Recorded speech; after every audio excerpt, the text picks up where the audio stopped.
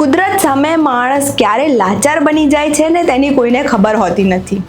આવી જ એક ઘટના સામે આવી છે ભાવનગરમાંથી, જ્યાં લગભગ 18 કલાકની સતત શોધખોળ બાદ જે સામે આવ્યું તે ખૂબ જ દુઃખદ હતું। આખરે શું બની હતી ઘટના, તેના વિશે વિગતે ચર્ચા કરીશું। નમસ્કાર, આપ જોઈ રહ્યા છો ચક્રવાત ન્યૂઝ। હું આપની સાથે વંશિકા।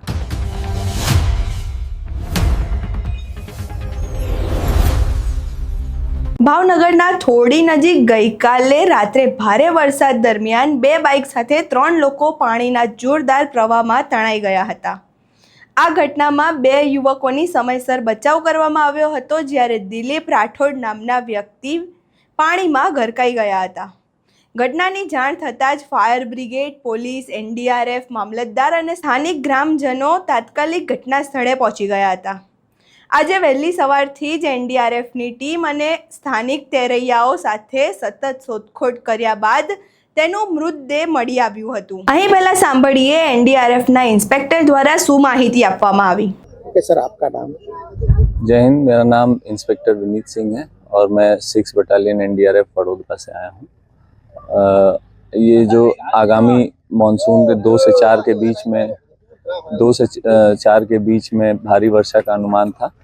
उसकी वजह से श्री सुरेंद्र सिंह, कमांडेंट 6वीं वाहिनी राष्ट्रीय आपदा मोचन बल के निर्देशानुसार हमारी एक टीम भावनगर में डिप्लॉय हुई है।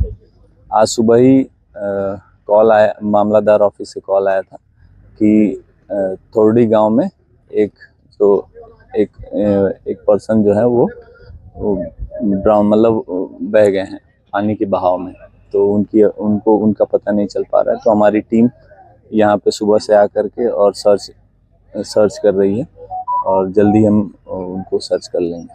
અહીં તમે NDRFના ઇન્સ્પેક્ટરને સાંભળ્યા। હવે સાંભળીએ ગ્રામ્ય મામલતદાર MD પરમાર શું કહી રહ્યા છે। ओके सर, आपનું નામ? MD પરમાર, મામલતદાર ભાવનગર ગ્રામ્ય। ગઈકાલે અતિ વરસાદ જે પડ્યો એના કારણે ભાવનગર ગ્રામ્યનું થોડી જે ગામ છે ત્યાં 3 જણા મોટરસાઇકલ લઈને પસાર થતા હતા। પાણીની વેળ આવી, એમાં જણા હતા, એમાંથી 2 જણાનો આબાદ બચાવ થઈ ગયો છે। એક ભાઈ જે છે એ ડૂબી ગયા છે। કાલ રાતના એને શોધવાના પ્રયત્નો ચાલુ છે। અત્યારે તે ચાલુ જ છે। NDRFની ટીમ ને તરવૈયા ને બધાય ફાયર ને બધાય અત્યારે સ્થળ ઉપર હાજર છે અને સવારથી કામગીરી ચાલુ છે, પણ હજી ડેડ બોડી મળી આવેલ નથી।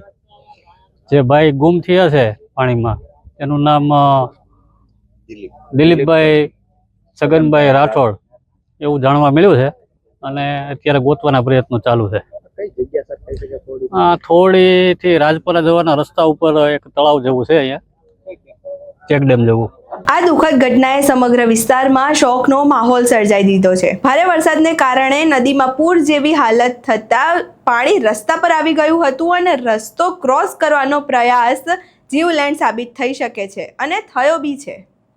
હવે અહીં જોવાનું રહેશે કે વહીવટી તંત્ર દ્વારા લોકોની સાવચેતી માટે શું પગલાં ભરવામાં આવે છે અને તંત્ર શું એક્શન લે છે।